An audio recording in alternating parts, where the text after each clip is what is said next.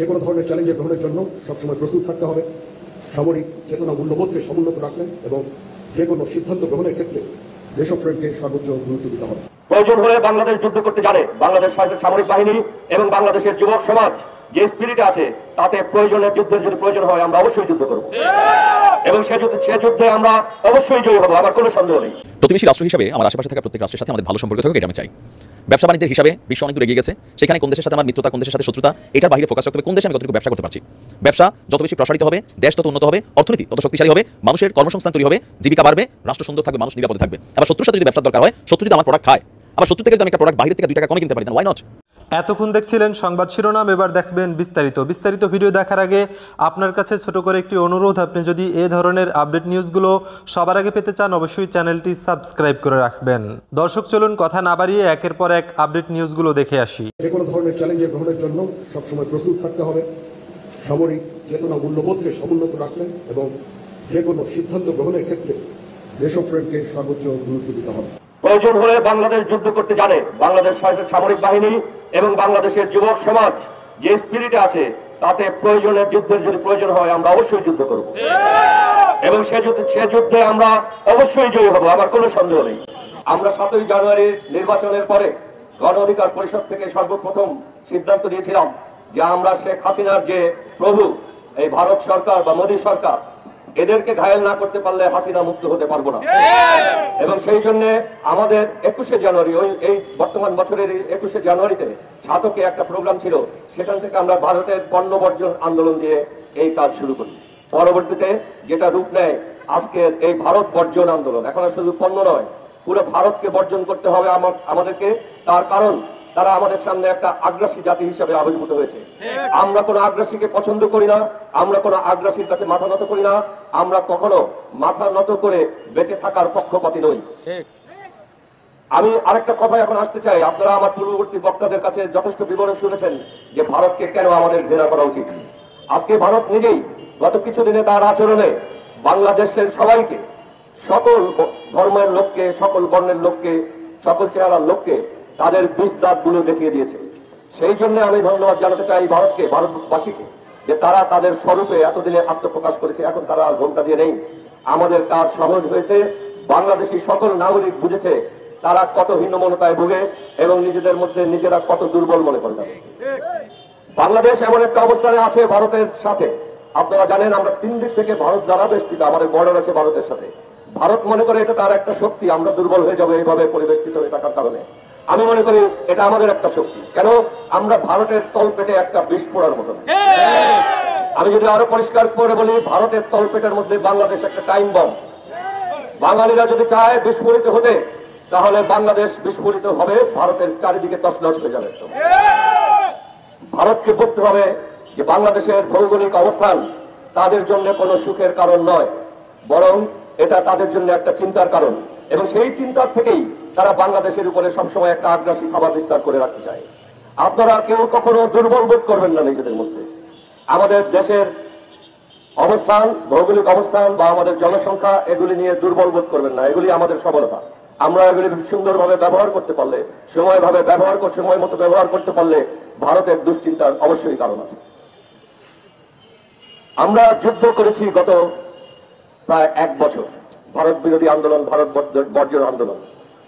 যুদ্ধ সবসময় শুরু হয় যেখানে কূটনীতি শেষ হয়, সেখান থেকে। আপনি যখন আর বুদ্ধি দিয়ে আলাপ আলোচনার মাধ্যমে সমাধান করতে পারছেন না, তখন কোন একটা পক্ষ বা উভয় পক্ষ যুদ্ধ করে সেটা আদায় করতে চায়। আবার যুদ্ধ শেষ হয় কূটনীতির মধ্য দিয়ে। আমি মনে করি আমরা বর্তমানে ভারতের কিছু আচরণ দেখে যে ভারত বুঝেছে, ভারতবাসী বুঝেছে তারা বাংলাদেশের সাথে ভালো আচরণ করছে না, তারা ভুল করছে। এই জন্য আমি মনে করি এখন ভারতকে কূটনীতির একটা স্পেস দেওয়া দরকার আমাদের। ভারতের বৈদেশিক মন্ত্রণালয়ের সচিব ঢাকা আছেন 9 বা 10 তারিখে বাংলাদেশের সাথে আলোচনা করার জন্য। এটা যেহেতু তাদের পক্ষের থেকে একটা প্রস্তাব, আমি ধরে নিচ্ছি তারা তাদের ভুল বুঝতে পেরে আমাদের সাথে কথা বলতে আসছেন। আমরা ভারত বিরোধিতা করতে থাকবো, তাদের আগ্রাসী আচরণের জবাব দেব অবশ্যই।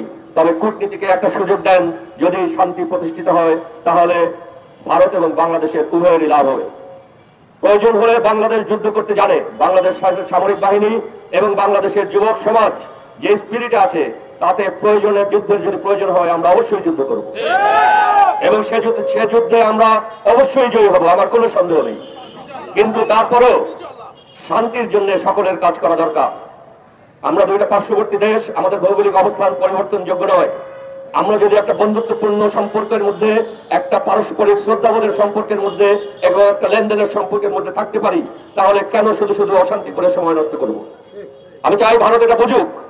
আমি এটাও চাই যে আমরা ভারতকে কূটনৈতিক আচরণের মাধ্যমে, কূটনৈতিক ব্যবস্থাপনার মাধ্যমে এই অশান্তি বন্ধ করার একটা সুযোগ দিতে চাই। সুযোগটা ভারত গ্রহণ করবে কি করবে না সেটা তাদের ইচ্ছা। যদি তারা সুযোগ গ্রহণ করে তাহলে শান্তির সুবাতাস যদি এখানে পায়, সেটার সুফল তারাও পাবে, আমরাও পাবো। তারা যদি আমাদের এই অফার, কূটনীতির অফার গ্রহণ না করে, তাহলে সেটার যে দুঃখজনক ফলাফল হবে সেটার জন্য যেন ভারত প্রস্তুত থাকে। আমরা প্রস্তুত আছি। প্রতিবেশী রাষ্ট্র হিসাবে আমার আশেপাশে থাকা প্রত্যেক রাষ্ট্রের সাথে আমাদের ভালো সম্পর্ক থাকুক, এটা আমি চাই। ব্যবসা বাণিজ্যের হিসাবে বিশ্ব অনেক দূর এগিয়ে গেছে, সেখানে কোন দেশের সাথে আমার মিত্রতা, কোন দেশের সাথে শত্রুতা, এটার বাইরে ফোকাস রাখতে হবে কোন দেশে আমি কতটুকু ব্যবসা করতে পারছি। ব্যবসা যত বেশি প্রসারিত হবে, দেশ তত উন্নত হবে, অর্থনীতি তত শক্তিশালী হবে, মানুষের কর্মসংস্থান তৈরি হবে, জীবিকা বাড়বে, রাষ্ট্র সুন্দর থাকবে, মানুষ নিরাপদে থাকবে। আবার শত্রুর সাথে যদি ব্যবসার দরকার হয়, শত্রু যদি আমার প্রোডাক্ট খায়, আবার শত্রু থেকে যদি আমি একটা প্রোডাক্ট বাইরের থেকে 2 টাকা কমে কিনতে পারি, দেন ওয়াই নট? আফটার অল এখানে সবকিছুর পেছনে অর্থনীতি হচ্ছে এই মুহূর্তে সারা পৃথিবীর চালিকা শক্তি।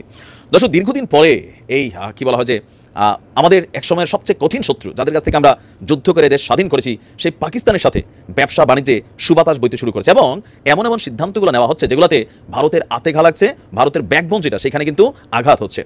তথ্য অনুযায়ী বাংলাদেশের সাথে ভারতের প্রতি বছর মানে ভারত বাংলাদেশ থেকে আয় করে নিয়ে যায় প্রায় $12 বিলিয়ন।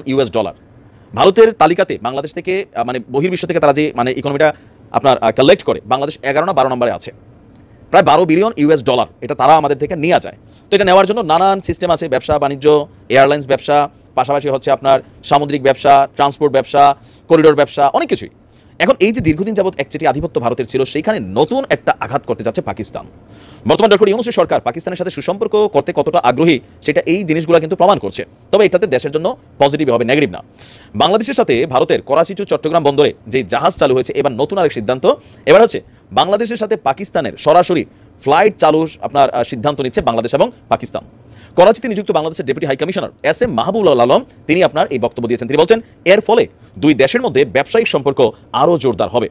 পাকিস্তানি সংবাদ মাধ্যম এক্সপ্রেস ট্রিবিউনের এক প্রতিবেদন থেকে বলা হয়েছে, হায়দ্রাবাদ চেম্বার পরিদর্শনকালে বাংলাদেশের ডেপুটি হাই কমিশনার তিনি এই তথ্য দিয়েছেন। তিনি বলছেন 2025 সালের জানুয়ারিতে ঢাকায় অনুষ্ঠিতব্য বার্ষিক বাণিজ্য প্রদর্শনীতে অংশগ্রহণের জন্য পাকিস্তানের ব্যবসায়ী সম্প্রদায়কেও আমন্ত্রণ জানিয়েছেন।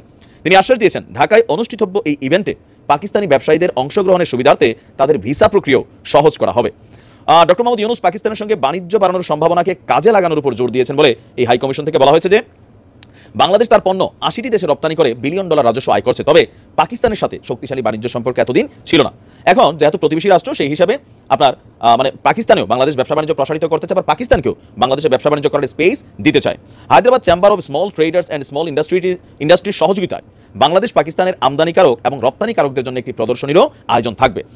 আর বলা হচ্ছে যে ইতিহাসে প্রথমবারের মতন গত 11 নভেম্বর পাকিস্তান থেকে যে কার্গো জাহাজ বাংলাদেশে আসছে, এরপর ধাপাধাপ একটার পর একটা পাকিস্তানের সাথে বাংলাদেশের ব্যবসা প্রসারিত হচ্ছে। তবে এটা দেশের জন্য ইতিবাচক। এটাতে পাকিস্তানের সাথে যুদ্ধ করে ভাই আমরা 71-এ স্বাধীন হয়েছি, পাকিস্তানেরটা খাবো না, তো ভারতেরটা 2 টাকা বেশি দিয়ে খাবো। ভারতের থেকে 2 টাকা বেশি দিয়ে আনলে দেশের লস। এত চেতনা, এত প্রেম, দেশপ্রেম, এগুলো তো লুটেরারা বাকি দিকে দেখাইতে পারে নাই, বরাবরই এটা ছিল।